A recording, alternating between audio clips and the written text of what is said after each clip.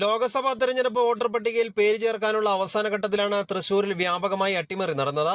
Inland Udaya, Sobha Sapphire, Chelur Country, Shakti apartment, Water Lily, Govind apartment, Sobha Topaz, Capital Village, Sreesankari apartments, Temple Tower flat, ചരിത്രം, Sitaram apartments എന്നിവിടങ്ങളിൽ വ്യാപകമായി vote ക്രമക്കേട് നടന്നു. പല ഫ്ളാറ്റുകളിലും താമസക്കാർ അറിയാതെ ബിജെപി പ്രവർത്തകർ വോട്ട് ചേർത്തു. ഒഴിഞ്ഞുകിടന്ന ഫ്ളാറ്റുകളിലും കൂട്ടത്തോടെ വോട്ട് ചേർത്തു. ചേലൂർ കൺട്രിയിലും ശക്തി അപ്പാർട്ട്മെന്റിലും വോട്ടർമാരിൽ പലരും കാണാമറയത്ത. വാട്ടർ ലില്ലി ഫ്ളാറ്റിൽ ചേർത്ത 15 വോട്ടർമാരെ കാണാനില്ല. ഇൻലാൻഡ് ഉദയയിൽ 80ഓളം വോട്ടർമാർ ഫ്ളാറ്റിൽ താമസമേയില്ല. തൊട്ടടുത്തുള്ള ലോക്സഭാ മണ്ഡലത്തിലെ ബിജെപി പ്രവർത്തകർ കൂട്ടത്തോടെ തൃശൂരിൽ വോട്ട് ചേർത്തു.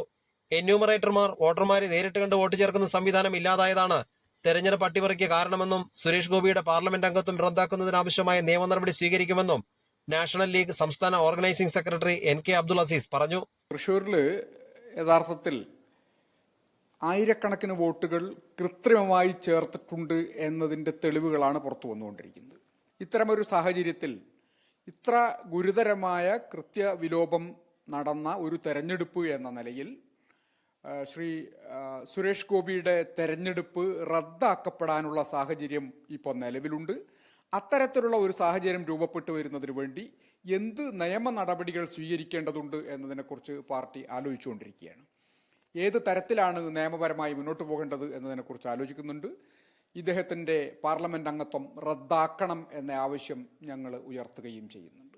ഫ്ളാറ്റുകളിലെ താമസക്കാരെ പെട്ടെന്ന് തിരിച്ചറിയാൻ കഴിയില്ല എന്ന സാധ്യത കൂടി മുതലെടുത്തായിരുന്നു ബിജെപി നീക്കം. പലയിടങ്ങളിലും BLOമാരുടെ സഹായത്തോടെ കള്ളവോട്ട് ചേർത്തതായും പരാതിയുണ്ട്.